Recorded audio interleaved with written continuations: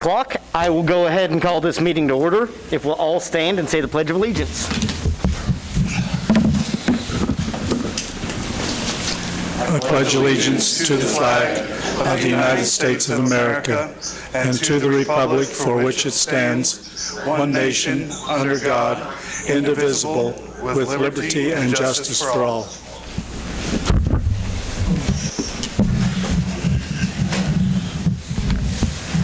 Has the council had time to review the... Roxanne, sorry, take roll for us. I missed that one. Has the council had time to review and approve the agenda? I make a motion. Oh, no, we're just the regular agenda. I'll make a motion to approve the agenda. Motion has been made and seconded. All those in favor, please show a voting sign. Gene? Aye. Public comments.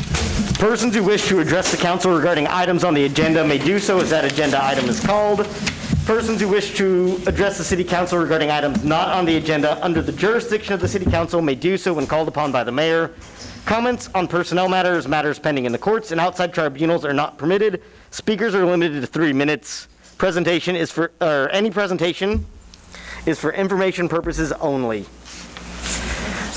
Do we have any public comments?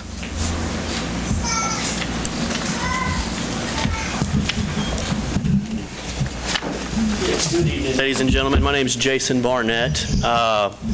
Moved back to the area about 5 years ago. Grew up here all my life. When I came back, I offer my services here. I do a lot of construction, contracting work. I also remodel and build homes, trying to make the housing better situation here in Iola. Just one thing I came up to just recently, I bought a home off a sheriff's sale. It was a couple months back, and went to go get power turned on to get the utilities going so we could actually do the repairs. And come to find it looks like I'm supposed to be responsible for the previous owner's delinquent utility bills. And I guess I just didn't feel like that was my responsibility to pay that. I know the city does have ordinances that reflect something along those lines where you can't pass the buck along to like a new person. I think that's a good ordinance to have. You don't want people taking advantage of the city, but obviously I don't know if that necessarily applies in this situation. Ultimately, I just want to get utility funds coming back to you guys. It's been, vacant without power for 2 months now, and it's making it tough in the summer here to try to get some of that stuff done. But ultimately, I want to try to fix up homes in the area, and this has kind of been a roadblock, and I just was hoping maybe we could come to some sort of a decision to try to help alleviate that. Not necessarily just for my own sake, but for future sake, for any other investor that wants to come into the city, that maybe that scenario doesn't come into play for them as well. Just trying to see what your thoughts are on that, see if we can't try to find some sort of an amendment to that policy, or perhaps what we could do to maybe make that situation better in the future. But I appreciate your time. Thank you. I do know that I've talked to Corey and Roxanne, and we're talking about some future things we'll bring in front of everyone. I've talked to Steve about it a bit. This has been going on for a minute, and normally we won't take action, but I will ask the council now if they want to amend the agenda to discuss this item. I would like to. Second. There's a motion to amend the agenda, and item A. You want it as item A, Steve. You're suggesting that we have an added agenda item to discuss? No, I think Steve is. Yes. To discuss what? Mr. Barnett's problem. And we'll get staff in there as well if we get to it. It takes a 2/3 majority to suspend the rules to add that item. Yeah, if we're having a discussion before a vote, I think it would be much better to put it on an agenda so we have some information to deal with and not just be talking about a motion. This is to add that item to talk. You don't have to take an action on it. But it does take 2/3. And Steve, you motioned that. Yes. I'll second that. There's a motion and a second to add agenda item A, which is just to deal with a specific case of Jason Barnett. Utilities. It does take 2/3. All those in favor, please show a voting sign. Opposed? Gene? I'm doing quick math. That motion does pass. There will be item A and everything will drop down. Any other public comments?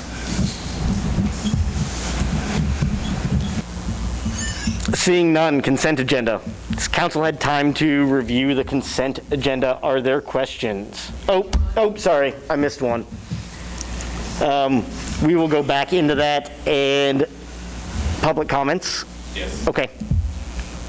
Sorry, I live at South Buckeye Street, 215 South Buckeye. There's a house at the corner, and it's severely infested with cockroaches. I just need to bring it to you guys' attention. It's pretty much I don't want to say a public nuisance, but it's definitely a health hazard. I know that the guy that owns it has had people in there spraying, professional people in there spraying for it day after day after day. It seems like that amount of toxic killer can't be healthy for the people and families that live in there. It's probably something that really needs to be condemned. I didn't know if it was brought to your attention or not, but felt it needed to be put on record. It has been. I won't cut off your time. Do you have anything else before I call on Corey? No, unless you guys have questions for me more about it or want to know more information. I've been living in the house since 2012, and it's the big white apartment building. The one north of you? It is, yes. Yeah, northeast corner there. There's an issue with a house on 215 South Buckeye Yeah, I mean, that has an infestation of roaches. yes, very, very, that's the light way of putting it. Very bad infestation. At night, you can see them going across the street. There's been several nights where my neighbor Chad Reeves and I have been outside spraying with roach killer that we could get our hands on. The ground seems to crawl with them at night. It's pretty bad. And he's been spraying it, but I think the place just needs to be shut down and torn down. That's one of the probably long list of issues that have existed there for a long time, so. All right, Mayor Wells, Council, I know this has been brought to code enforcement's attention. I've spoke with Chad a couple times as well. We are working with the property owner to rectify the situation. I'm not real sure we can just go out and condemn the house right off the bat. We've got to give him due time or due process to try and rectify the situation. I know Greg's closely monitoring it, and Greg can certainly speak further into it than I am. But I do think he's making the attempts right now. I'm not sure it's going to happen overnight either. You know, it's a bad situation from what I understand. And Yeah, it's a problem that did come about overnight, and so usually these things do take a while to take care of. I don't know that the situation's getting any better, and I think the person that's been spraying the house professionally, I'm sure they can attest to that. It just seems to get worse and worse and worse, and still worse. So, If I can ask, how long has this been going on? yeah. I'll ask you all to join one at a time. Here, I can Say step down. So Yeah, and stay 6 feet apart, and I'll restart somebody else's time here. Somebody answer Nick's question for me real quick at the mic, though. And then I'll start your time. When you ask how long has this been going on, are you talking about since code's been involved or the Yeah. problem altogether? Yeah, since code's been involved. About 2 months since code's been involved. Good. So kind of the same aspect of him is this house has always been a nuisance, but the nuisance part in the last several months has got to the overwhelming part. I literally have to spray every single night outside to even try to halfway control them. And it's getting to the point where even that's not working. And we can't do anything in the yard. Kid can't play in the yard. We can't sit on the front porch because, I mean, there's literally, I have pictures and everything, hundreds of them every single night, dead on the front porch. We went camping for 2 nights. When we come back, I had put 7 glue traps inside the front door, and there was 54 of them inside them glue traps when we came back. And I know the problem can't be fixed overnight, but it's to the point where every day that goes on, it gets worse and worse and worse and worse. It's going the opposite direction. Is the house empty right now? No, they moved the people out from upstairs so they could work on it 2 days later. New people were moving in. So as soon as somebody goes out, more people come in. Matt Kerr. Greg, what does the code do on this, on something like this? On something like this, Hold on. Are you done with, sir, are you done with your time, or would you like to reserve a bit of it? You've got 2 minutes left. Well, I mean, I can rebuttal with stuff if there needs any. No, I mean, I think that's a question to Greg at this point. Okay. you want to come up first? Greg, I'd rather you answer the question. Okay. Code allows the code office to send a letter out to the owner. We have done that. The owner had the property sprayed. The owner had the company go back and spray it 2 weeks ago. They have plans to go in every 2 weeks and spray. I have talked to Jared Larkey with All-in-One, who's doing the spraying, and he said, you know, on a infestation like this, all you can do is continue to spray and spray and spray. Even if you shut the house down right now and moved everyone out, the cockroaches are still there. When you spray for cockroaches, the spray actually kills the live cockroaches. It does nothing to the eggs. I believe the eggs hatch every 7 days, I believe. So you have to come back and respray. So 2 tenants were moved out of the upstairs, and what I'm being told, those were the worst problem tenants. I've been to the house. Yes, it is infested. I have seen cockroaches out on the ground.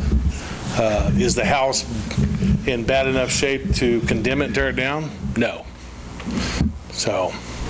Tore it down, it just spread the problem, wouldn't it? Even if you move the people out tomorrow, the cockroaches are still there. The problem's still there. It doesn't help having people live there, but the code does not. To move people out of the house, I would have to placard the house, and which would force people to move out. They can't live there while it's placarded and it's condemned. Now, they can move out, but the problem is still there. Is there anything in the code as far as vacating the tenants and bombing the whole house? If it is determined that it's bad enough and the city wants to placard it. Okay, I wouldn't want to live next door to this house. Is there a more serious something we could make the landlord do? There's nothing that I can force the owner to do more than what the owner is doing right now. I think we are devolving. I'll talk with Greg, and maybe we'll bring this on to the next agenda item, and we'll maybe bring this up as an agenda item. I will let Bill speak here in a second, unless you guys want to add another item here, but let me get. So I would feel like if we're going to address somebody else's problem here tonight that we suspended the rules for, that this is more of a pressing issue that's affecting at least 3 families that we know of. Agreed. And it's gross. I just sit and think about my house, what I would do in that situation, and Well, if you want to do that, I mean, it would be item B then, if you want to go ahead and add that. I guess I'm not real sure what action. I don't think there's an actionable item here at this stage, though. I think we've got to give him some time. well, I guess that was my question. The letter was sent out, Right. and how long does he have for that? I sent the letter out a month and a half ago. They sprayed the first time. They sprayed 2 weeks ago on Wednesday. It'll be 2 weeks on this Wednesday. They're going back this Wednesday. I've talked to Jared and his worker. They have it scheduled. They're going back every 2 weeks to spray. But these guys have to deal with it every day. But I don't think there's a legal condemnability here. Not that I know of. I can placard it, and I can force people not to live there. Under the conditions, I cannot condemn the house to tear down. Okay? Not that we're proposing tearing down the house, but to me with cockroaches, it doesn't seem like even if you tore the house down, you're still going to have a cockroach problem. Well, if you tear the house down, the cockroaches are just going to go somewhere else. Okay. I mean, We are devolving here. Council, what would you like to do? I know Bill needs to speak, and he's got 3 minutes coming up. Council, what would you like to do on this item? Would you like an official update in 2 weeks? I think we could listen to the other public comments and have an update in 2 weeks. I have another question for Greg, is when you say placard, are you saying designate it as unsafe and dangerous? unsanitary. Unsanitary. It's dangerous because it's unsanitary. When I So- do that, I put a placard on the front door, back door, any door to go in the place, and let the owner know that nobody can live there, and whoever's there has to be moved out. And if anybody's there, I can send police officers down there to remove them. Now, understand, if I do that and the people move out and they leave their stuff there, unless you go in and, scrub it, wrap the house in plastic and bomb it, I think you got to give the owner time to try to take care of the problem.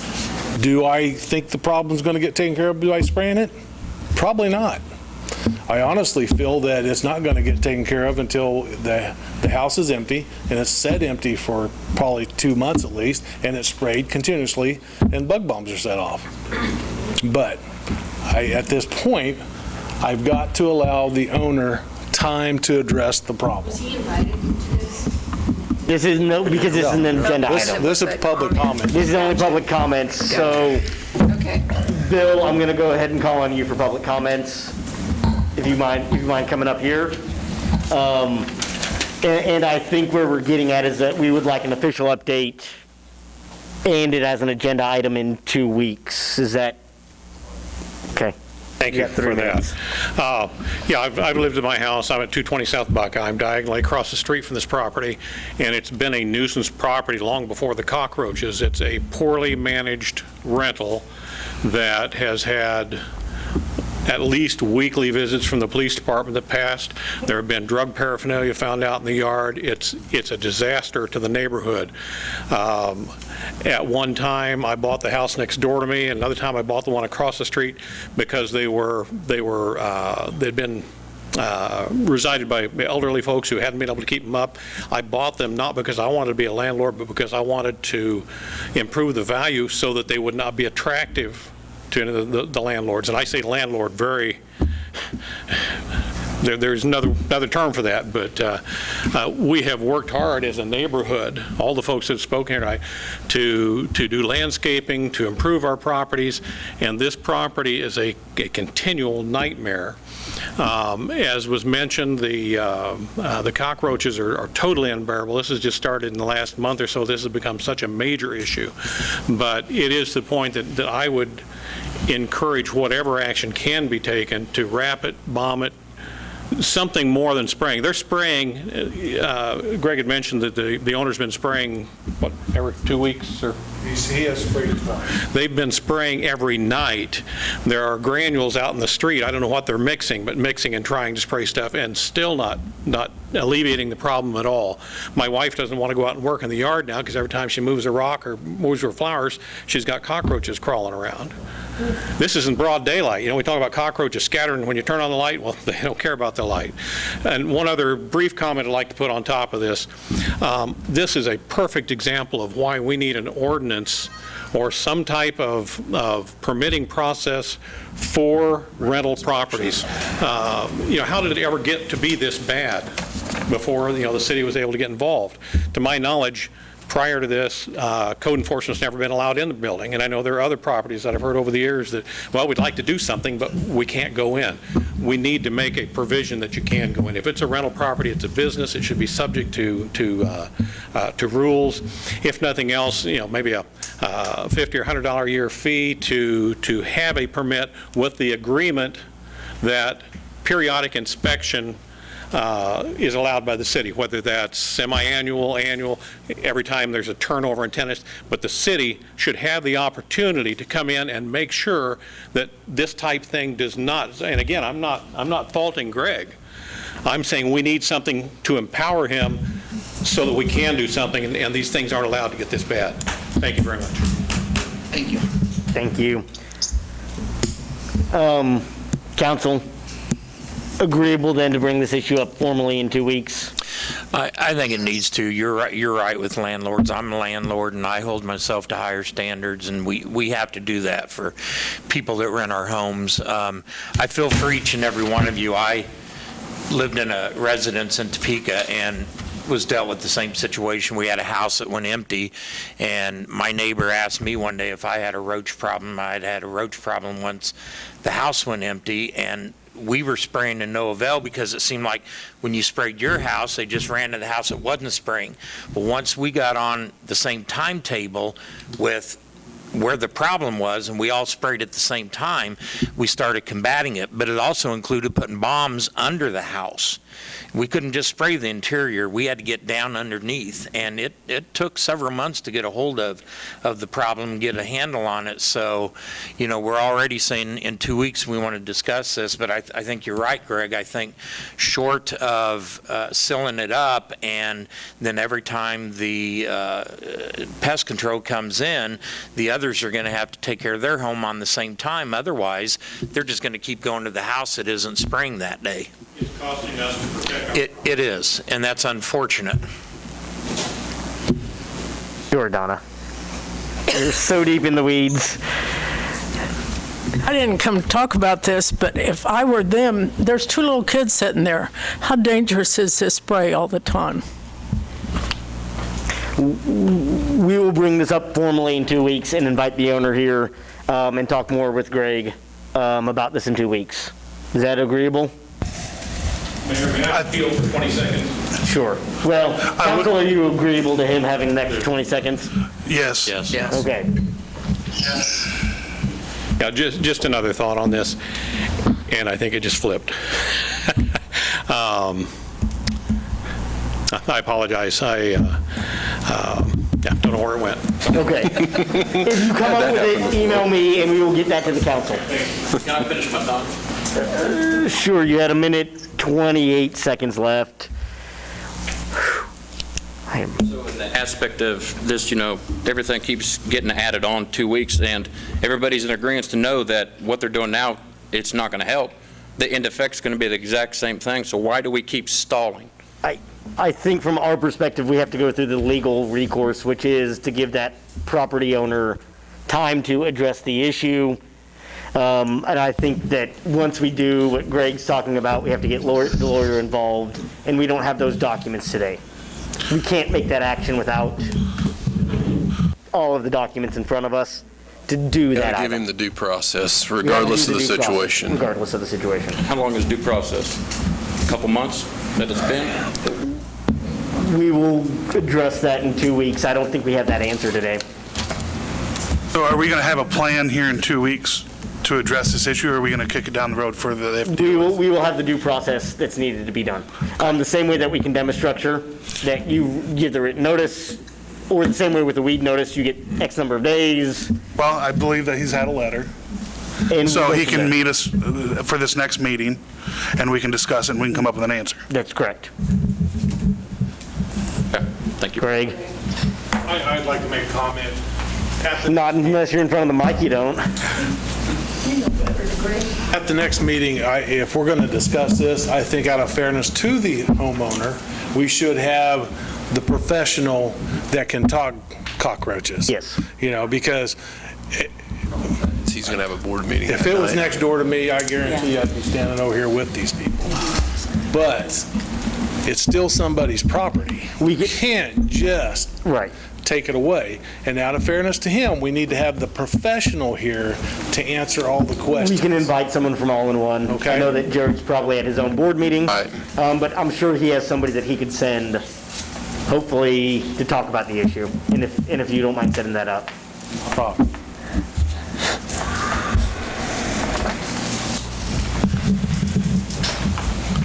My name is Laura Cavazos. I'm David Paul's wife, and so I reside at 215 South Buckeye.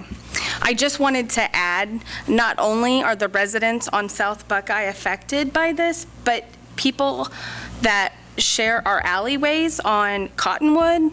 I have talked to 3 different homes that are experiencing the same problem because that home that we're discussing is in that back alleyway too. So I just wanted to note for you guys, it's not just who's present here. There are many more families involved. 10 children that I can count of homes that are being affected by this. And yes, we're talking about, we've mentioned condemning the home, but once you spray, they die in the walls. What does that do? What, as far as being healthy for whoever may live there next? And so along with the health hazard, and again, Mr. Manis mentioned all the calls that have been out to that particular address, just with law enforcement officers. We have resided in our home again for several years. We have had to call the police on them for vandalizing. We had our vehicles vandalized coming from that particular property. When you are raising children and you have to see the people that walk in and out of that place and deal with what goes on there, it doesn't make you feel very comfortable. We currently have our home on the market, and that makes it harder for us to sell our home with an issue like this. So I just wanted to note that. Thank you. We will have a formal address. We will formally address the issue in 2 weeks. Greg will be in touch and get somebody from All-in-One, and as well as the owner here, or at least invite them as well. Are there any other public comments? Seeing none. Consent agenda. Are there questions about the consent agenda? Our first meeting in August is when that'll be on there if you all want to come back. Thanks. I make a motion to approve the consent agenda. Second. There's a motion and a second to approve the consent agenda. All those in favor, please show a voting sign. Gene? Aye. Nick did. Okay. Motion passes. Proclamation, we've been asked by the American Wind Council to read a proclamation and approve a proclamation. So, whereas wind energy is the largest provider of renewable energy in the country, whereas wind power provides more energy for the state of Kansas than any other form of energy generation, whereas the wind industry is a major economic driver in towns and counties all across Kansas, driving $11.4 billion in capital investments and $36 million in annual lease payments to landowners in 2019, whereas Kansas is home to 4 wind-related manufacturing facilities and 39 wind farms, providing more than 5,000 jobs to Kansans, whereas the state of Kansas ranks 4th in the nation for installed wind capacity and continued investment in renewable energies, and can continue to power local communities and businesses for years to come. Be it resolved that August 9th through the 15th be designated as American Wind Week. I, Jonathan Wells, do by here proclaim this on the 27th day of July.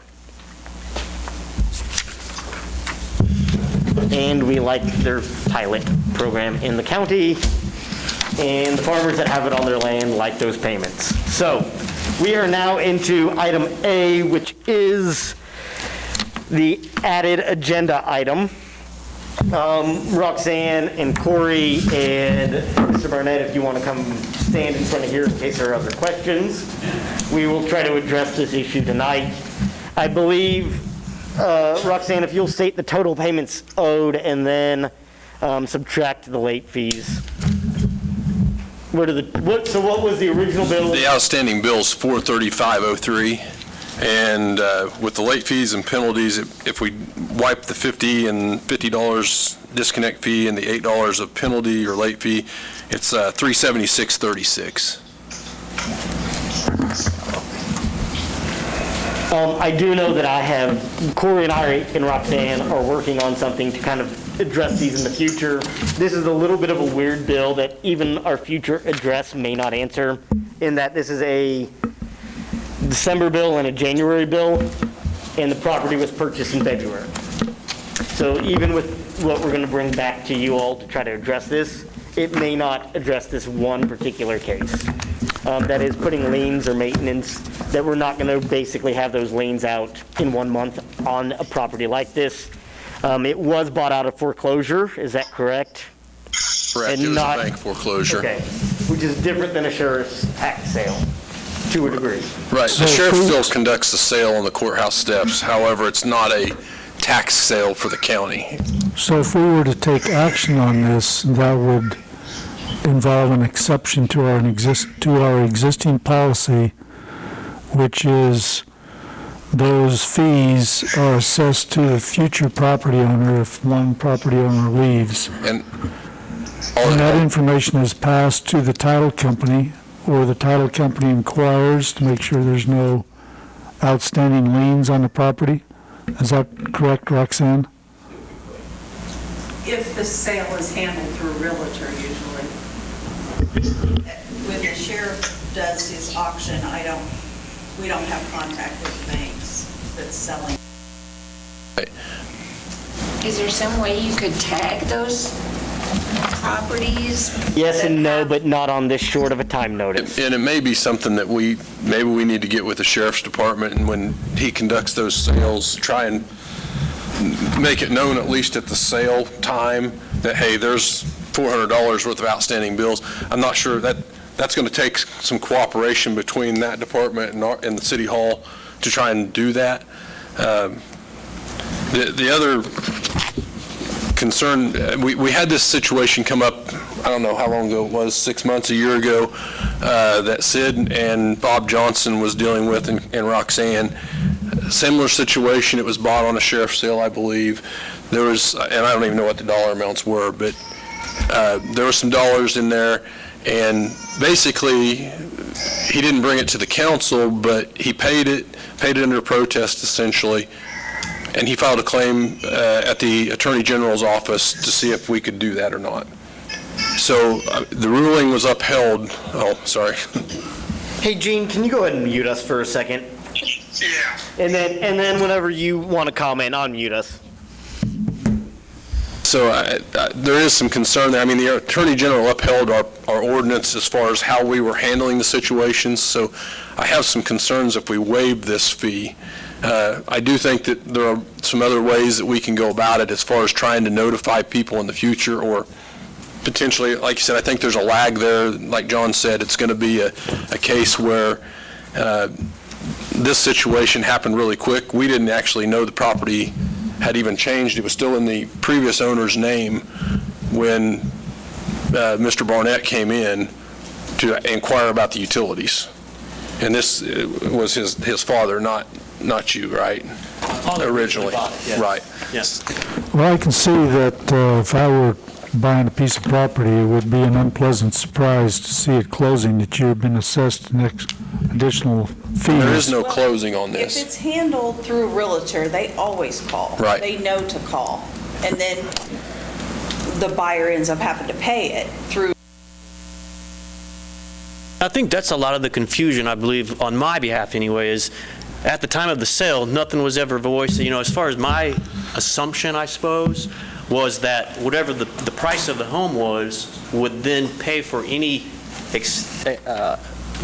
delinquent utilities, taxes that are back taxes, the sale of the house, I thought, and my understanding, was going to take care of all that. And so there was never anything said. So it was the surprise finding out that you owe $400 or, with the taxes, let's say, however much. But when I read the ordinances that we have with the city, I think that, like I said, it's a good ordinance, but I don't see in it that it explains anything where when you transfer an ownership of a house to another person, that would apply in that situation. So I didn't think that based on the ordinance that it actually would apply in this situation.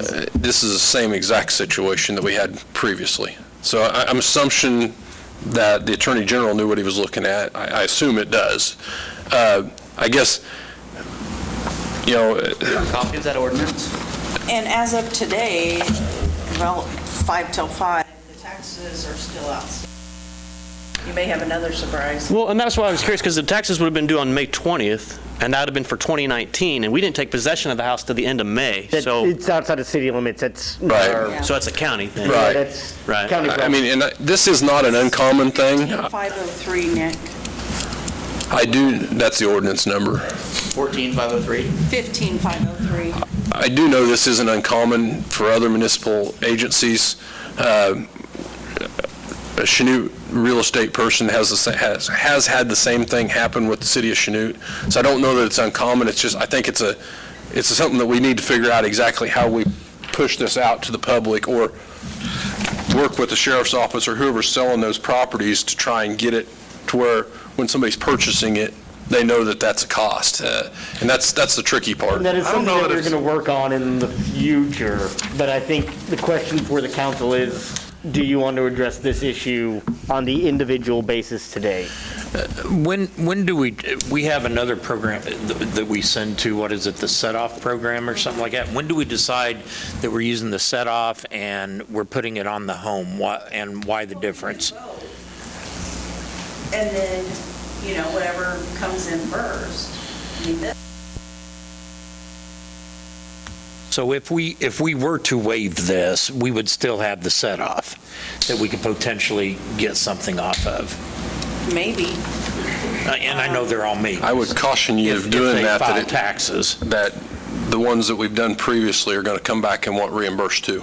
I think we ought to put this, doing that. I think we ought to put this on the next agenda so that we can look at the ordinance, the specific rules, guidelines, and see what the impact would be if we waived or set a new policy to waive similar fees in the situation that Mr. Barnett's talking about.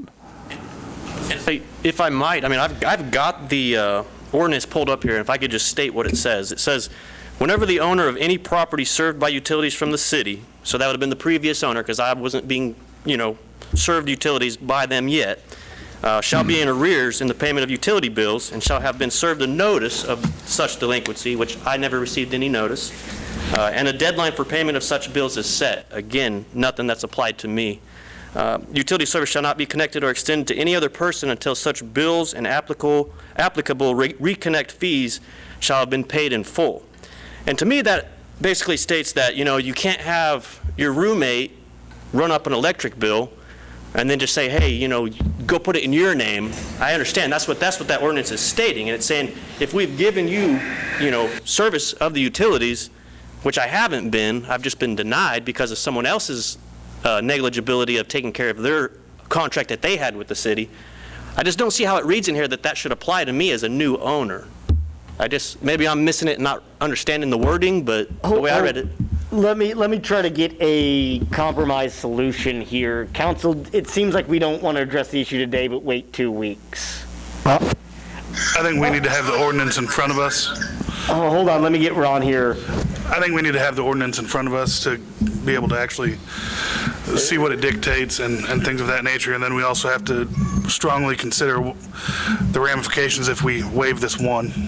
Okay, Gene, I'll let you go, and then I'm going to offer a compromise here to the council here on both parties' behalf. Not only have the ordinance. Not saying no names, but my experience, and I do home remodeling for an individual, and we've encountered this a number of times, and we just deal with it and move on. They pay it. I would hate to have you wait another 2 weeks on this without electric. Would the council be agreeable and you be agreeable to understand that we may address the issue? You may still owe this $376, but turn on the power for the next 2 weeks, knowing that you'll have that bill and you may still have this bill in 2 weeks. Is there an urgency in getting the power hooked up? Is that the issue? Or? I'm trying to renovate it at the moment, and it's very hot in there, and it makes it quite difficult. No. It's doable, but literally you could die with the heat the way it is. Without saying anything crazy, you could. Like when it's 90 degrees and you're working in the house and the guy you got working there is completely drenched with sweat, Of course, there's also scary. Contractors often use generators before they get the power hooked up. And actually, that's what we're doing at the moment, yes. You're correct. I would like to see this on the agenda with the ordinance and any other legal opinions that we've had regarding the issue.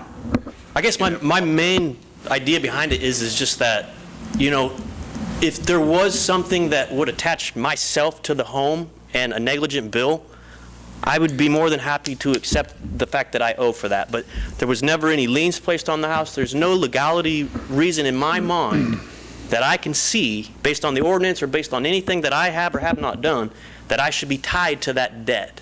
Now, if the ordinance states that, then that's fine. This will be a learning lesson. I'll learn that in the future if I want to buy a property like this, that those kind of associated fees come with that. But I don't feel at this point that ordinance is stating that, and I don't feel like there's any liens on the house, so I feel that it's not unreasonable for me to ask for those fees to be waived so I can proceed with the renovations. Ron, I think you were chomping at the bit here. No, I said what I said. Okay. Oh, I was about to say something. Corey, what is your thoughts on turning the power on now? Because I feel like if we're making exceptions, I think it's going to open up. I guess I don't have a problem with turning on the power. I have a bigger issue with waiving the fees. If we turn on the power knowing that the potential's there for him to have to pay the fees in 2 weeks, I'm okay with that.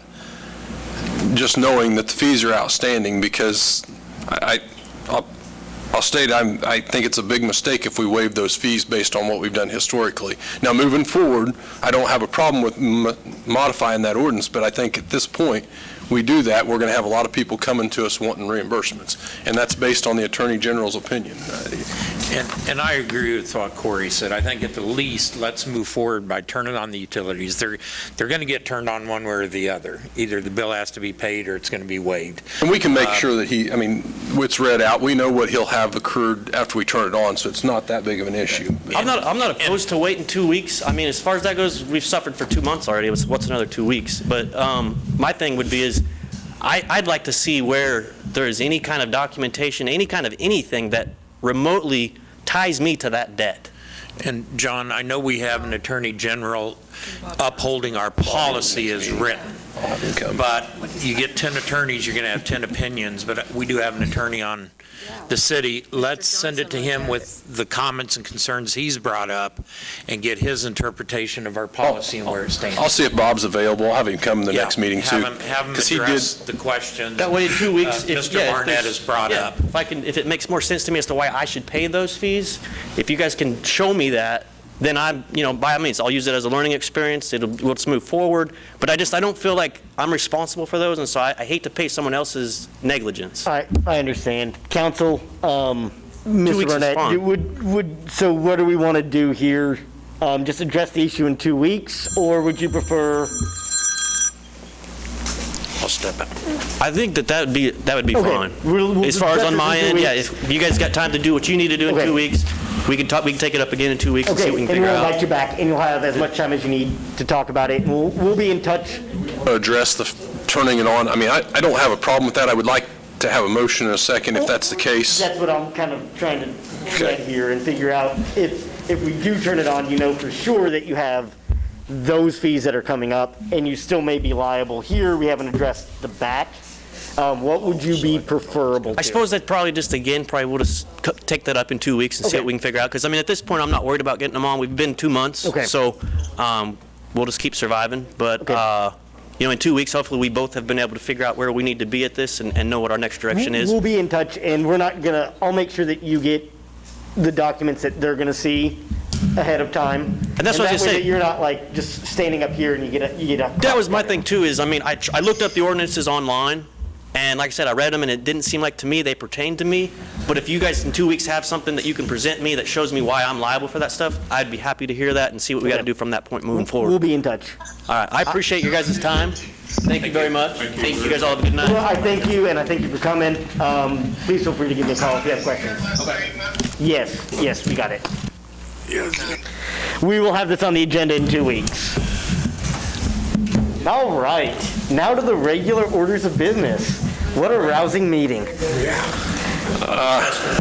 Hold on, let me get to where we're at. New business, public hearing. Corey, do you want to say anything before I open the public hearing? Other than the budget's being presented before you, we'll open the public hearing. It's been published in the paper 10 days prior. We've met all the requirements by the state, so I guess we're ready to open the public hearing, and then we can close it, and we'll ask for adoption of the budget for 2021. I'm going to go ahead and open the public hearing. Is there anyone wishing to speak on the public hearing for the budget?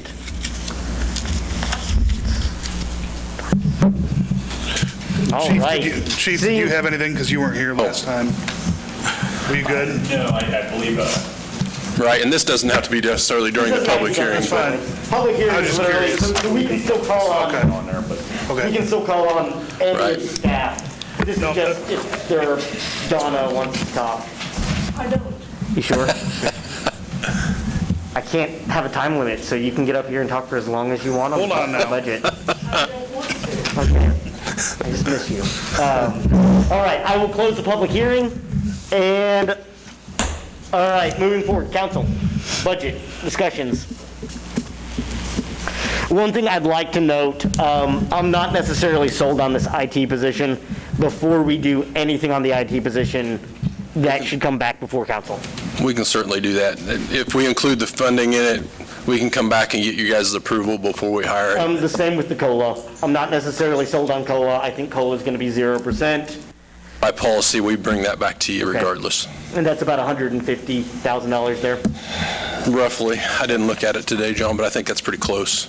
And like I said, we budgeted 1% in the budget. Every year it varies a little bit, so, and I'm like John, I don't think it's going to hit the 1%, so I think there's some savings there in the long run. But I did have the department heads come back again tonight, just in case you had specific questions about their budget or any other thing that they could enlighten you on. So we'll certainly entertain. Are there any department heads that want to make a statement or a speech here tonight before we vote? I had to pull their arm to get them here.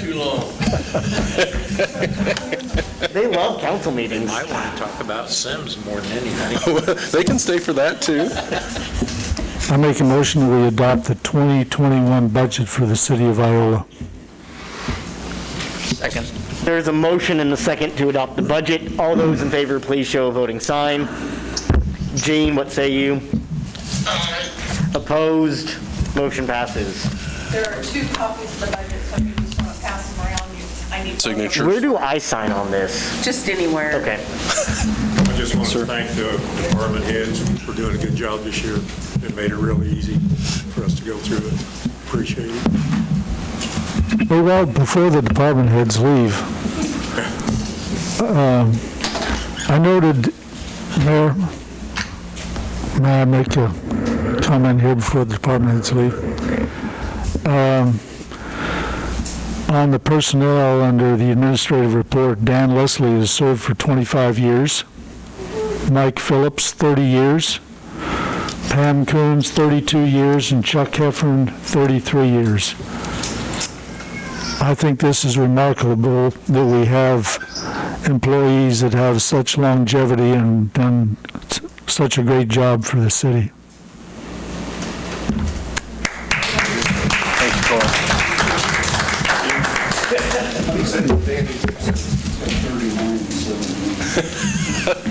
All right, item B. Are there any other comments? Item B. All right, and it's kind of nice that the department heads, if they want to stick around for this discussion, because I know this was always interesting.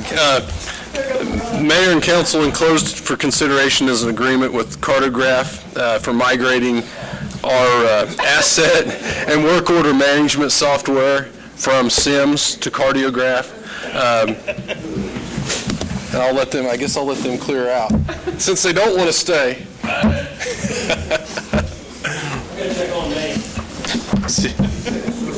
Yeah, Greg, you got another topic, you got to stay. Key staff and myself, all those guys, as well as some of their key personnel that are more engaged in the technology side of the departments, we all met down in the basement and had a presentation from Cartograph. Long story short, Cartograph and SIMS merged after we agreed to go into SIMS, to that asset management software.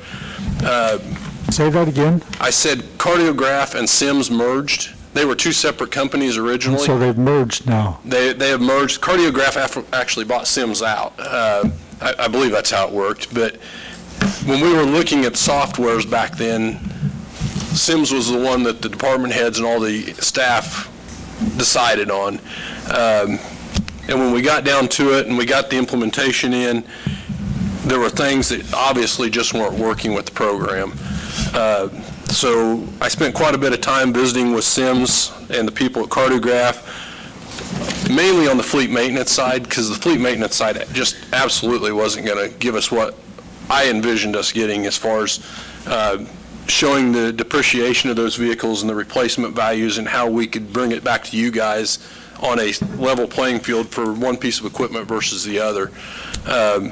And I believe from us sitting down and going through the program, Cartograph gives us that option. It is far more advanced. It's more of a cloud-based type program. It gives us more users, because that was one of the other issues we had with the program. It didn't give us enough users. Have one person log on, they were sharing a username, it would boot the other one off. So this gives us more users as well. Really the only cost, the cost that we're looking at to switch to migrate to Cartograph is roughly about $550, $580 on an annual basis compared to what we're paying now increase. So I think it's a nominal fee to get to something that's usable. We're looking at about $8,700 to $9,000 in training on this. They're actually moving all of our data, migrating it over for nothing, essentially. The training, the on-site training is the cost. And I'll be honest with you, I was expecting to spend probably $10,000 to bring them back in here to utilize SIMS regardless. And it's my understanding that staff prefers this Cartograph versus SIMS. Is that, I mean, I know they're not happy with either and they ran out real quick. Right. But they prefer this other system over the other system. It would have been nice for them to stay and voice their concerns. I think this is really the only option we've got, unless we want to tank it and start over. It keeps our initial investment at least in place, and I do think it gives us a lot better functioning model to use moving forward. It's not going to be something that we're going to be able to bring you guys a report in 2 months. It's going to be something that builds over time, just like the other program. It'll take time to build that data up in it. But it is something that we're going to have buy-in from those department heads to utilize it. It's only as good as the data that we put into it. So, why do they dislike it so much? Is it because it's a change? Because I have heard from every one of them how they don't like it. Kim, I guess my assumption of it is it is change. I mean, and I'm not saying that what they do is wrong. I think they do very good with documenting and bringing the data to us in each form and fashion they do it. But that's the problem, or at least that's the way I interpreted what you guys wanted originally, is you wanted it in uniform, you wanted it all the same every time a department head bring it. It would be the same for each department. And this gives us that. It's all going to be the same. As long as they are putting the data into it, it should spit out the same report, whether it's gas and water or parks department. But if you don't get a buy-in, I just don't. Well, that's up to us to force their buy-in. And honestly, we've got a big investment already. Thank you. Oh. Sorry. That's okay. That's up to us to say this is a system, we want this data. Thank you. So the ongoing cost for this says here on page 4 that... $15,000 annually. Okay. Ongoing cost, I see that on page 5, but on page 4 it talks about storage requirements or ArcGIS licenses. Do we still have an ArcGIS license? Right. Our license with them will just move from the title of SIMS to Cartograph, essentially, with the company. Can Corey restate how much this is going to cost them? Okay. The cost, Gene, at least prorated out for this year, we've already paid roughly $14,500 or $15,000. For this year, to finish out the prorated year, it's like $570 or somewhere in that neighborhood. And then annually, it costs us around $15,000 for the software. And then the additional cost that I can see above and beyond what we're paying for SIMS right now, if we stay status quo, is the $8,700 in training. And like I said, Gene, we're going to have to have them come back in and retrain us on SIMS regardless. So, I mean, if this is something you guys still want, we need to spend the $8,700 for the training and get those people back, different people in here to train us on this software. But 1 terabyte of increments cost. Line 4 on page 4. A terabyte of storage is like $150. I don't think that it would take us a long time to get to that, I think, based on the stuff that, most of our stuff's going to be spreadsheets and different things are incorporating. And the other caveat of this is this actually will tie right directly to our GIS. So it will actually tie to, what Sims wouldn't do it will tie to an asset too if we want it to. Say that fire hydrant over there has been maintained 2 or 3 times, it will also pull up that fire hydrant on the map with everything. So it does give us a little more, I guess, futuristic look at what we're... So you gave us a presentation on this before, showing us the graphs of the fire hydrants and the lift stations and the manholes. All of that type of data goes into this system. Correct. It'll utilize the same GIS database essentially for a lot of that, Carl. A lot of the stuff that we implemented with Sims is more of the work or the repair logs and manuals that we could insert in there, as well as scheduled maintenance for a pump that would pop up on the calendar and say, hey, it's this time for you to go out and do your monthly inspection on the lift station or whatever it might be. So the way I view this system, or the advantage of having this type of system, is it attempts to take corporate knowledge that you have from department heads, people who have been here for 20 or 30 years, and put it into a database so that it doesn't go away when one guy retires. It has important information about the utilities, all of our assets, and details that I think are vital. So even though it's $15,000 a year, I think this is a good investment. Well, and it backs up all of our systems too. So if a computer goes down in one department and they have that spreadsheet on there for 5 years, we didn't lose 5 years worth of data.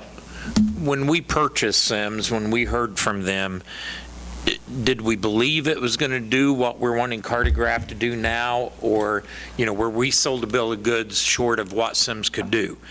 And then the second kind of ongoing question, we're hearing from Cartograph, who Sims merged with, and now we're hearing again, oh, it'll do it. What you need to upgrade, it'll do it. So I'm wondering, before we go forward, I like the idea. I think we need to do it. But is there somebody else that's using Sims that thought the same thing we thought, and have they since adopted Cartograph, and is it doing what they say it will deliver? I'd probably like to know that before we go forward with the company saying we can fix this. Yeah, I agree. I can tell you, Steve, that when we enlisted with Sims, Ottawa just went into Sims.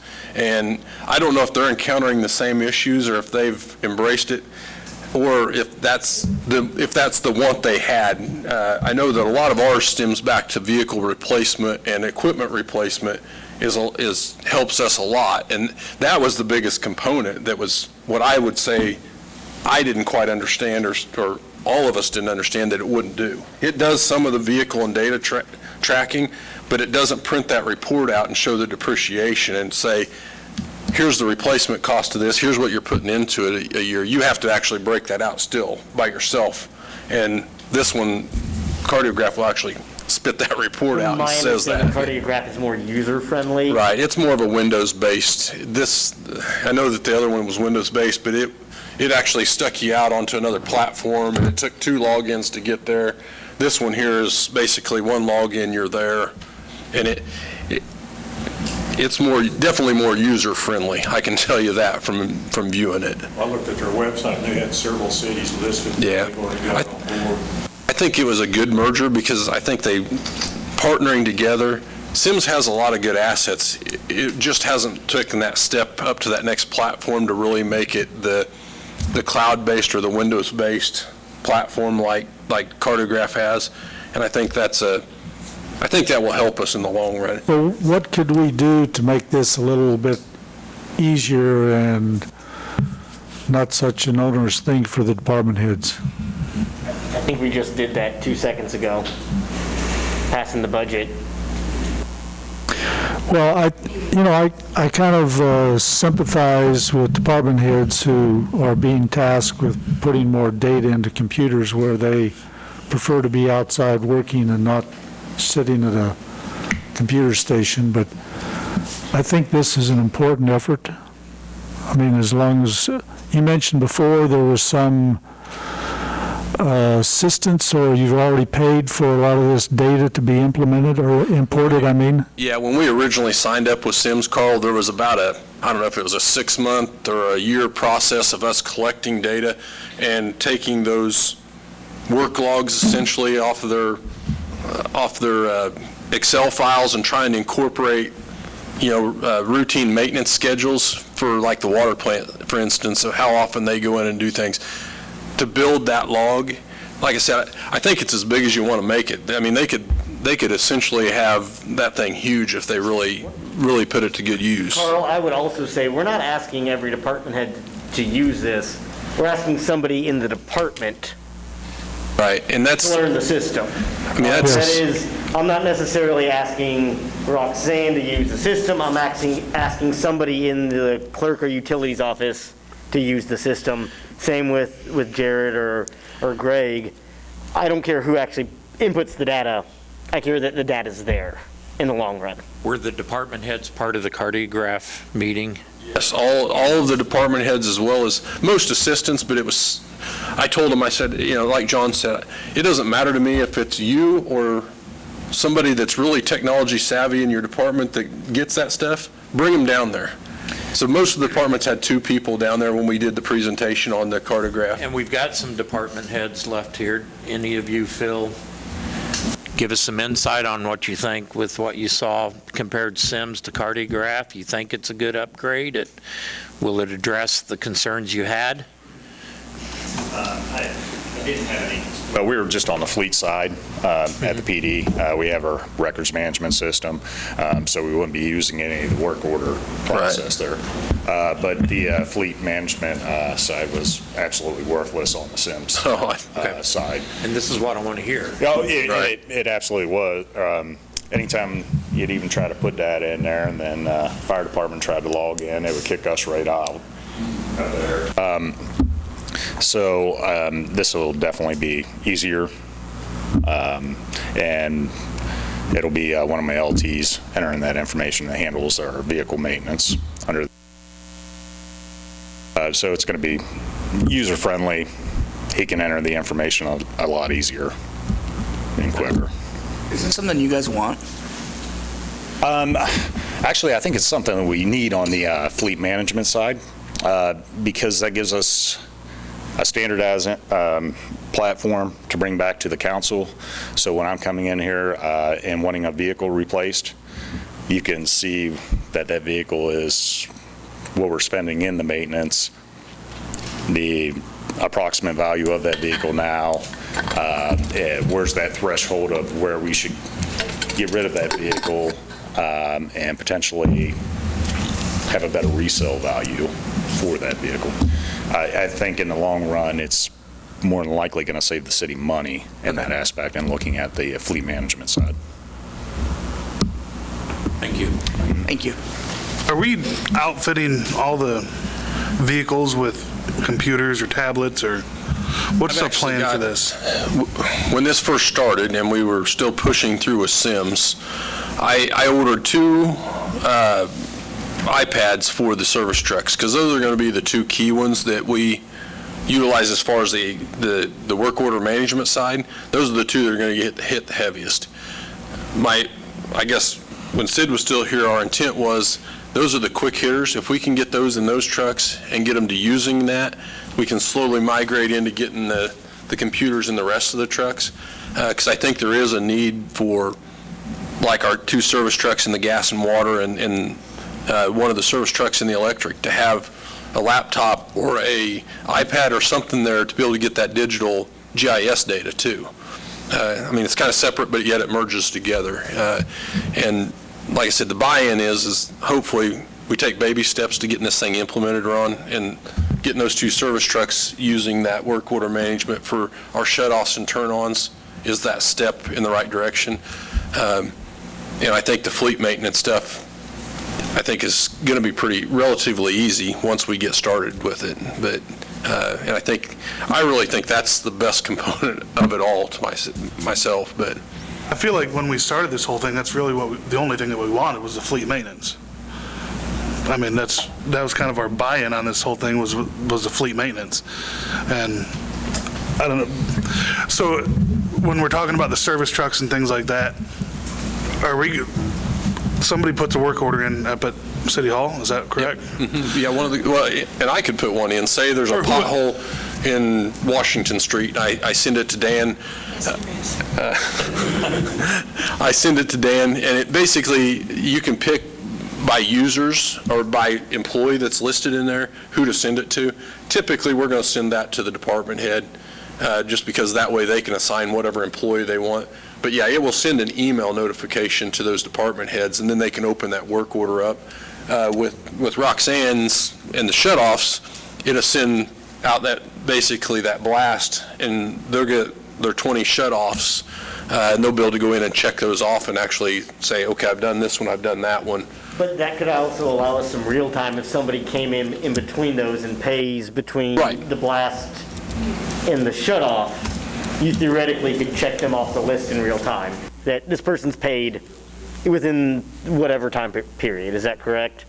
Rather than having to give them a call, technically. Right. Is that worth $15,000? I think on the fleet maintenance side, you'll probably save some money in the long run. I do think don't know that we need to have a system, $15,000 that can track fleet maintenance as well. I do think the asset management is, long-term will be a good thing, because, I mean, it does track, it will be able to tell you, hey, I had 15 water leaks, I said over here I had a work order on this main. It's going to actually map those out, and it will, I mean, you should be able to look at that and say, gosh, I had 15 water leaks on this main compared to 7 over here. Which one do I want to replace first? And I get it. The guys have got lists and they know that. But there again, if something happens to one of those guys and that knowledge goes out the window, you've got that computer backup data there. I can see, Ron, that the fleet management is a good portion of this, but I think from my perspective, the asset management is also just as vital. I mean, I can see some of the benefit of it, but we should be training our people well enough that if when one person retires, our next person should be knowing. If not, they're not doing their job the correct way. But sometimes, and God forbid, something happens immediately, car wreck, whatever. If their computer crashes, then we've lost all the information, whereas this will be on all the, on the anybody, a tornado hits the warehouse and wipes out all of our data out there. You've got it still. Where does this back up to? Their site in, is it Georgia, I think? Atlanta. They put all the data on their servers. Right. To kind of tag off of what Ron was saying, though, are these the only two companies that do this? I mean, have we looked into? No, there's a number of them out there, Nick, and offers of cost and that was all ability. And that was all panned out before. I mean, when Sid and the task force or the group looked at that originally, I mean, we looked at I can't think of facility dude. There was 3 or 4 different ones that we looked at back then, and the consensus was the heads in that group picked SEMS, though. Is that correct? They thought it was the most usable at the time. And I guess the reason I didn't go out and look at other companies right now, Nick, is we've got the initial investment already in here. We'll reinvent the wheel, and it'll cost us a lot more if we move to another company now. But it was just a question. Hold on one second. Let's let Gene chime in here. I appreciate all the work that Corey and everybody has put in on this. Is this a decision we need to make tonight, or can we wait till the next council meeting and get the input from the department heads on this? Well, they were just, you didn't see it. They were all here and they walked out, so. Yes, I understand. So Greg's still here and Chief Warner is still here. And Roxanne. I would like to hear from the other department heads, or if we can delay this, I'd like to hear from the other department heads before we make a decision. We don't need to hear from them. We know that they don't want it. That's what it is. They don't want it. Yeah. They walked out and they said, cut it. That's what they did. They don't like it. I mean, but I think the question is whether or not and what kind of data we want moving forward. One question is, on the setup, it says user and role changes will be your administrator's responsibility. Who's going to be the administrator? Is that a justification for an IT person? I think this does help roll into the IT. I think the GIS also rolls in to the IT myself. I think they're going to set it up initially, but after that, then we're right. going to be responsible. You go in and you could go in and add maintenance schedules. Say you buy a new piece of equipment, you add those in. It's pretty user-friendly from what I've seen. Like I said, we've had very minimal time looking at it. Somebody has to put in that person. If you get a new person, right, and then you've got to log them in and right. give them what roles. And Carla, HR will most likely be tabbed for that at this point because she sets up all the stuff when we have a new hire and sets up that other side. I think this is going to be pretty user-friendly when we set it up, but if we're going time will tell. If we were to adopt something like this, the initial training phase, I mean, you would want all parties to be there so we didn't have to have that come back out again. I mean, is that something that we would hold off on until we hired an IT position, or are we going to bring them in and have them train third party? Well, I guess my thought is, Nick, I think we're far enough along. We either need to move forward with it. I don't think we have time to wait. I mean, all it's going to do is eat into our contract that we're currently under with this company and make that prorating go down. We're essentially sitting on it today and not utilizing it, in my opinion. About whether or not we need to do this today?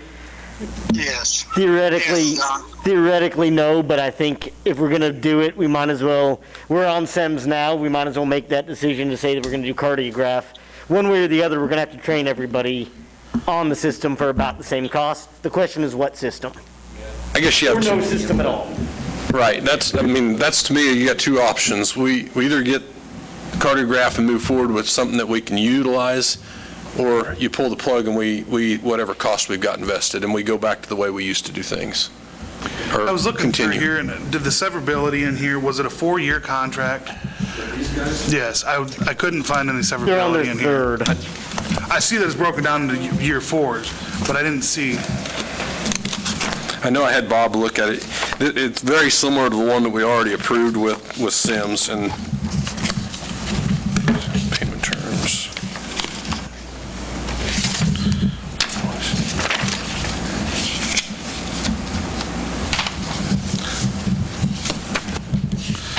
I know that looks like a large fee too, but divide that over all our departments. I mean, that's a lot of departments to be using that software for that. I know at the college we pay a lot of money for Blackboard. The way I interpret thousands of dollars. The way I interpret this, Ron, we will be locked into cardiograph through 11 of 2023. I read it as well. Put that one on the record. Is there further discussion? Are we willing to make a motion? Do we want to table this? I would like to make a motion that we approve the agreement with Cartograph Systems LLC to provide work order and asset management software for the city of Iola and authorize the necessary signatures. There's a motion and a second. All those in favor, please show a voting sign. Opposed? Gene? Gene? You still here? You there, Gene? I'm opposed to it until I hear from the department head. Motion fails. Okay. So can I ask you what the direction is? Bring it up in 2 weeks. Department heads here, bring them all back. Okay. I would like to have the council too discuss other options that you want then in 2 weeks. And I don't think having no asset management is necessarily in our best long-term interest. Item C, dangerous unsafe structures. I'll let Greg handle that one.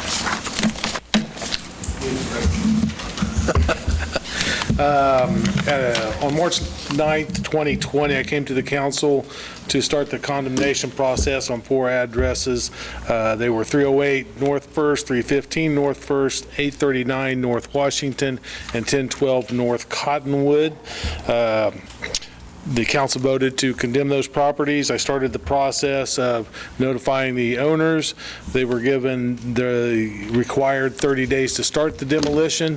Then after that, they are allowed 90 days to complete it. We could just give them the full 120 days, which takes us to July 8th. On July 8th, if they have not torn down the structures, we bid it out. We put it in the paper, online, our website. I also sent out hard copies to 3 contractors, LB Dirtworks, Mueller & Sons, and Ray's Metal Depot, those 3 because they have done work for us before. Out of those 3, only 1 turned in a bid, that was Ray's Metal Depot.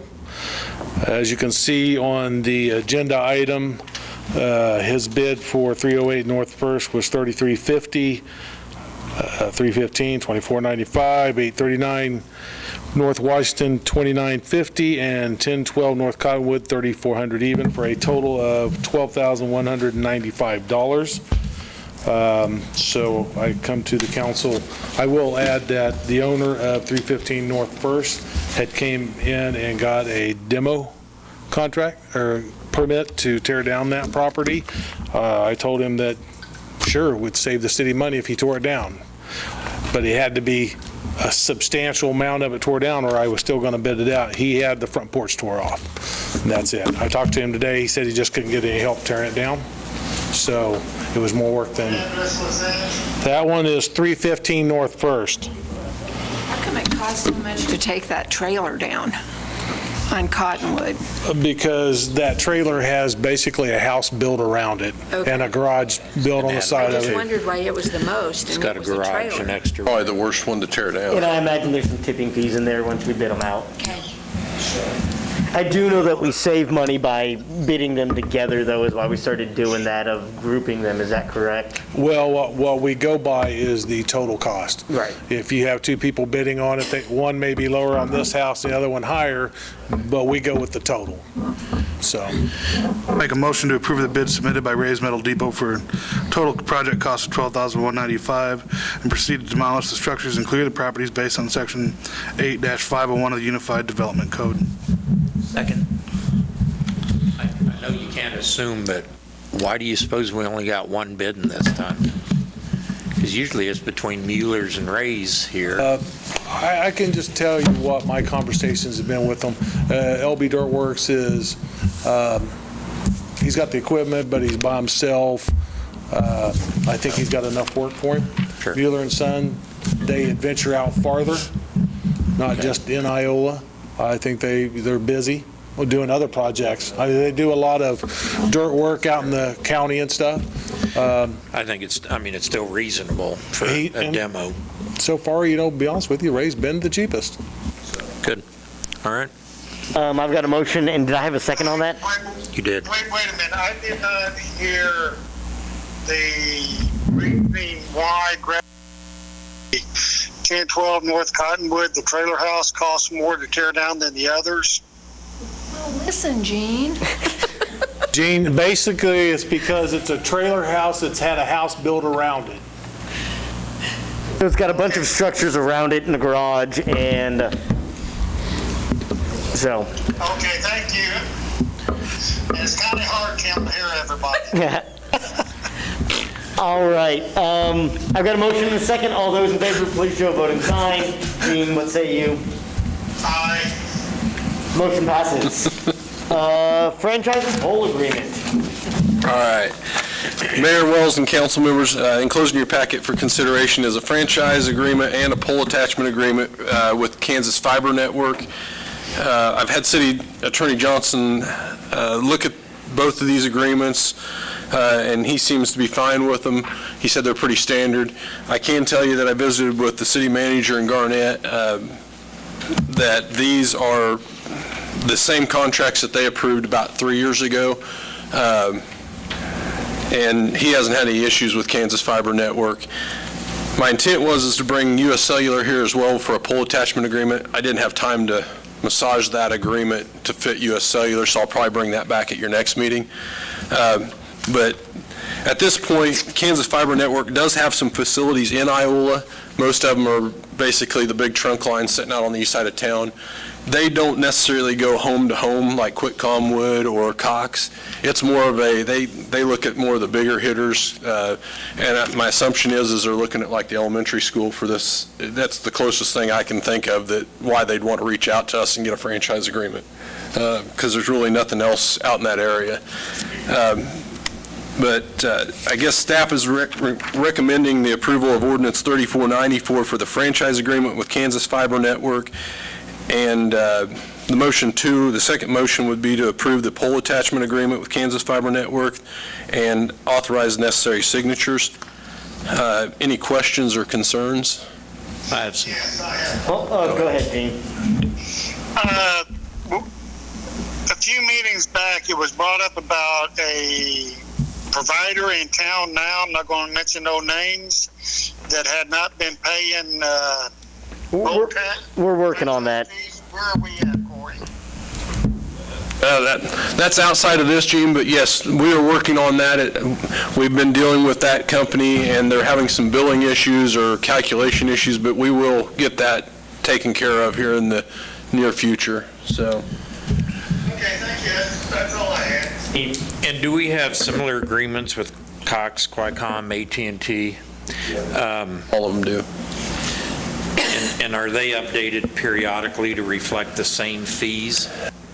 This one with the pole attachment agreement, the last one we did for, I think it was Quitcom or Cox, it was $750.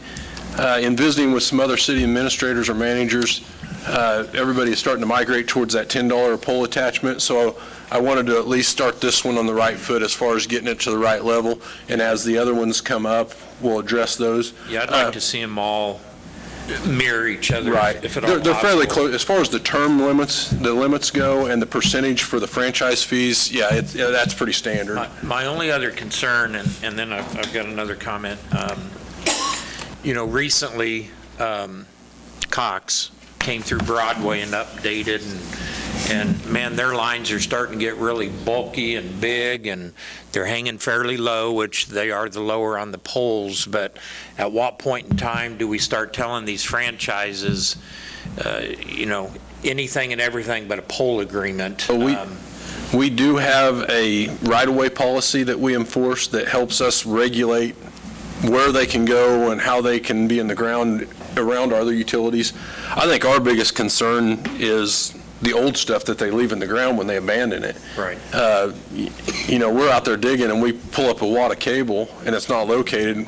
We got to sit and wait for Bell Telephone or somebody to come say it's either dead or it's not, or if it was mislocated. That's our biggest deal. And same way with the water line. That's why we're out in the middle of the street up there on State Street instead of being behind the curb. Sure. There's not room. It's getting more difficult every day. Well, I'm going to prove my geek status here that I actually read all these documents. If you look at page 9, under Section 5 taxes, 5.1, about 2/3 of the way down, we are Allen County, not Wilson County assessor. Obviously, myself and so I'll Bob take Johnson. legal fees for reviewing this. I see that as a change that needs to be done before it's. Yeah, and we can make this, if you'll make the motion to amend that, I can fix this page and go ahead and get signatures tonight as far as that goes. On page 4, there at the top of fee increases, it says the city increases the permitting fees described in the sections above. What are the permitting fees? They're spelled out. Page 4. I think they're on another page, aren't they, Corey? It spells out permitting fees later. Yeah. The way I interpret that, it's based on our right-of-way policy and the permit fees that we require in the right-of-way permits, not.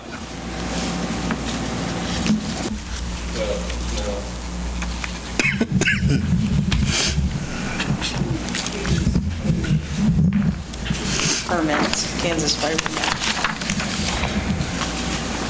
Right, and it basically goes back to our right-of-way part. They're going to be required to fill out a right-of-way permit every time.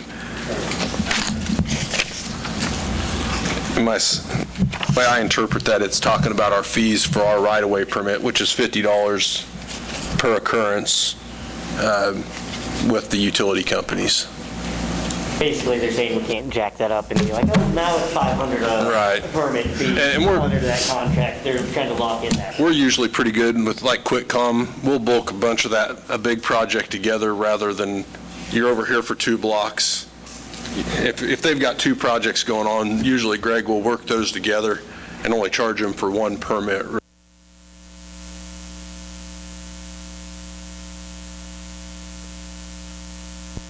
Can I go ahead and get a motion here? Is there any other questions? You need ordinance 3494. 3494. Is there a second? There's a motion and a second to approve ordinance 3494. All those in favor, please show a voting sign. Aye. Motion passes. I need a second motion. Second motion, approve the pole attachment agreement with Kansas Fiber Network and authorize the necessary signatures. Second. Motion and a second to approve the poll agreement, attachment agreement. All those in favor, please show a voting sign. Aye. Gene, we're moving into an executive session, so I will go ahead and have you do your report, if you don't mind. I've been gone for almost 2 weeks. I really don't have a whole lot to say other than everybody stay safe. Well, Gene, we thank you for calling in. We know you're on vacation. That is definitely dedication to a job. So, are you good? We're going to get you off the phone then. Yes, sir. Bye. Why don't we do 20 minutes, you think? 15 or 20. 15 or 20. Let's do 15. Make a motion, city council recess into executive session for 20 minutes pursuant to personnel matters, non-elected personnel, KSA 75-4319B1. The purpose of the executive session is to discuss an individual's employee's employment and shall include the mayor, council, and interim city administrator. The regular meeting shall reconvene. What time? 7:47 in the city council chamber. Motion, there's a second. All those in favor? Okay.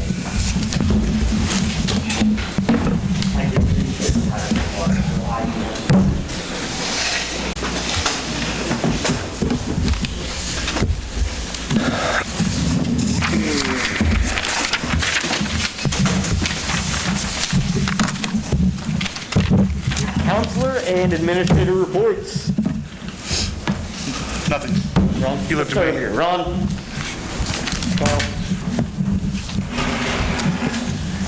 Well, I just want to restate what I said before on the city employees that have long tenure, that it's remarkable that we have such long tenured employees that have done a good job. And I'll just mention the ones that are above 20 years. Jason Ellis, Dan Leslie, 25 years, Mike Phillips, 30 years, Pam Coons, 32, and Chuck Heffern, 33 years.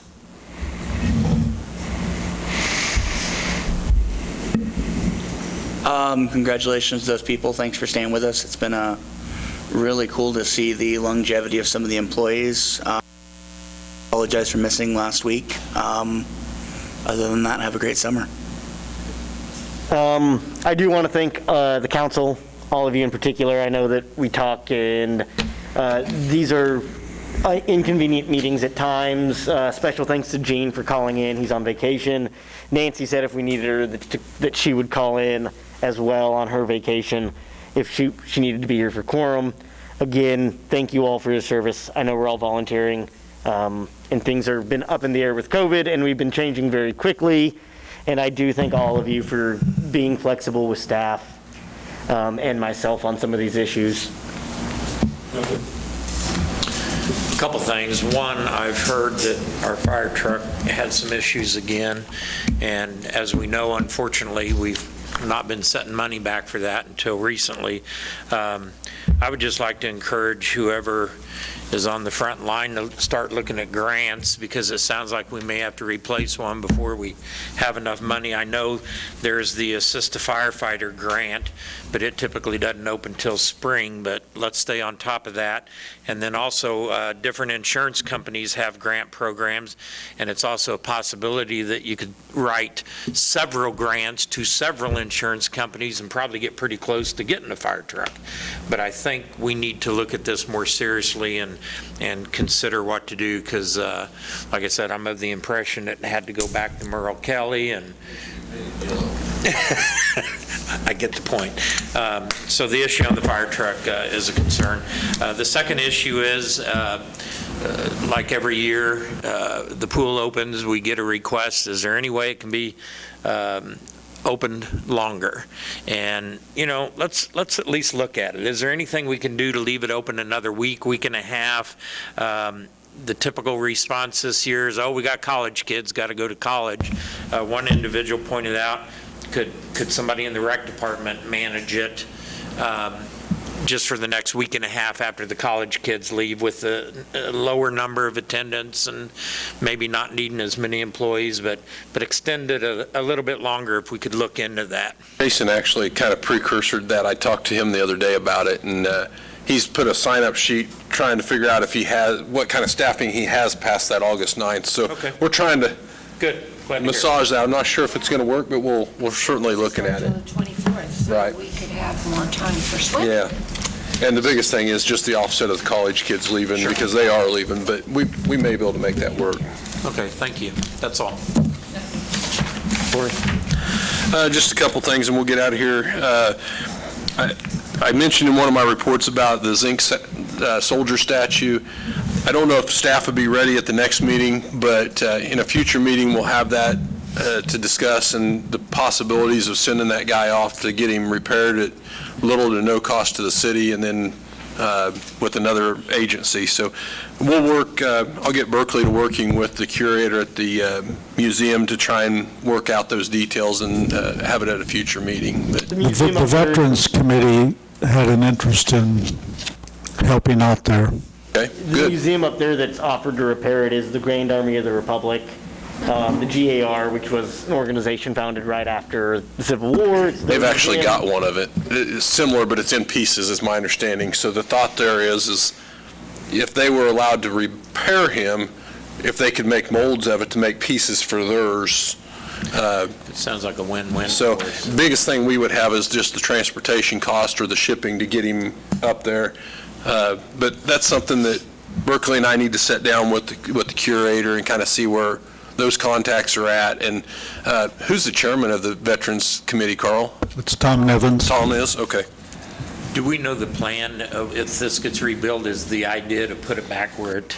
Berkeley and I's intent is. I'm on the Historical Society. I would advise us, you don't do $40,000 worth of repair to a car like a nice Corvette and just set it outside. Well, we've done that once. Bullet holes in it from people driving by and shooting it with a .22. I would say that we put a nice plaque and leave it on loan at the Historical Society, where it is climate controlled, where vandalism can't happen, where people can't shoot at it with .22s. I'm relatively certain that's staff's consensus. Berkeley and I have discussed that a little bit over time, and it just makes sense. Yeah, Putting some kind of a... It's also zinc. It's very rare to have a zinc statue. That's what makes it so unique. In the element. Zinc doesn't do great in... That was going to be my next comment, was rather than, because it wasn't that long ago it was redone, and... Years ago, it was before your time. I think Tom said it's been at least 10 years. Yeah, it's been quite a while. I want to say it was when Judy was the city administrator, but I can't remember exactly. It's out there in the Historical Society. Go take a look. You can see the weather. You can see the damage that's been. It's been inside for a number of years after that. It was at Ulrich's furniture store for a while, and then went to the Historical Society, if I remember correctly. So. But that's something that staff's going to be working on. I don't anticipate that being a quick thing, but it is something that has some merit to it, at least. Mitch had his KCC audit last week. Everything went well with the gas side. We got our letter of clean bill of health, I guess. Then The May 3rd storm damage, we finally got all that completed. I got all the invoices in. We had roughly $105,000 in electric damages. Now, keep in mind, that's labor during the week, that's truck cost, that's materials altogether. And a lot of that was done during business hours after we got everything reestablished. But we did have $50,000 coverage from the insurance company. I got a letter of notification today via email saying that we should be getting a check before too long, so that they did cover at least $50,000 of that we can put back in the electric coffers for materials, at least, to cover that. Mike and I had an interesting conversation with Scott Shreve, our energy consultant, today. There's potential there of another solar project, and I guess I just want to float that out there for the council. I know that it was something that we weren't interested in roughly a year ago. I think the numbers are a little better now than they were back then, and it has some benefits capacity-wise as well as energy-wise for us. I guess I just wanted to gauge the council and see if it's something that, I don't want to waste staff's time or Scott's time if we're not interested. It's not with Evergy this time, it's with another agency. And I believe it was Beloit that just did it, and it would actually be a quicker project.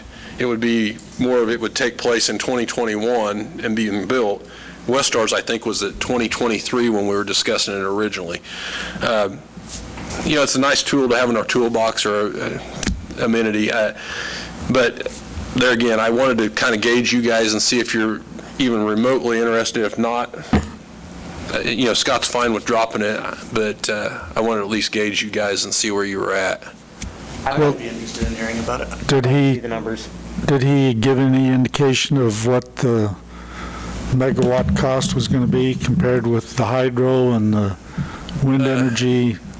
I'll be honest with you, Carl. Scott, if you've been in conversations with Scott, you know that bounces all over, but my intent is to have, if you guys are amenable to at least listening, I'll have Scott via Zoom or at the meeting if his company will allow him to come down and give that 30-minute rundown of what this project might entail. I'd like to hear it. I'm willing to listen. This last couple of weeks with the sun shining and hot, it's definitely going to produce, but my concern is individuals like Mr. Mann down south of Moran, and we've got one here in Iola. There's so many weeks and months where you're not going to produce anything to make it worth it. It does help us with. I think we need to really weigh and look at and hear information on. Is it worth the investment when you have those days where you have to go online because it's not producing? It's a lot of peak shaving that gets into it. Right. There's a lot of variables in it. There are. And this is almost the flip of what we did with Westar. Westar's was a buyout on the tail end of it after 7 years. This is basically we would finance the project up front, whether it be bonds or pay for a portion of it and bond the rest of it. But there would be no cost at the end of it. In the 7 years, it would be ours clean. And you get all the energy right up front. Right. Yeah, we would get the energy and the capacity up front. So the incentive for the company is they get the tax incentives that the city can't get by them operating or, in theory, owning it. So I guess since you guys are, for the most part, agreeable, I'll schedule Scott to come down at a future meeting and give us some more details. Ron? Nothing. Okay. Nothing. Oh, you and Kim didn't weigh in on that? We kind of solved a lot of our capacity problem with the new generation units. I don't know that we're ready to talk about it. We are right on the edge, and Mike and I discussed that this morning too. I mean, we're close. So, I mean, it's another project out there that would be nice for the community, I think, but obviously it's got to weigh out on paper too. So I'll have Scott come at a future meeting and give you guys that 30-minute rundown of it. Will you hold it to 30 minutes? I will try to keep. I can't promise anything, Scott. You know Scott. You've had Scott here before. He's a great guy. Yeah. But we'll have him here and. Way over our heads. Yes. No, that's all I've got, Mayor. I don't have genius, so somebody make me a motion. I'll make a motion that we adjourn. Motion's been made and seconded. All those in favor? Opposed? Passes.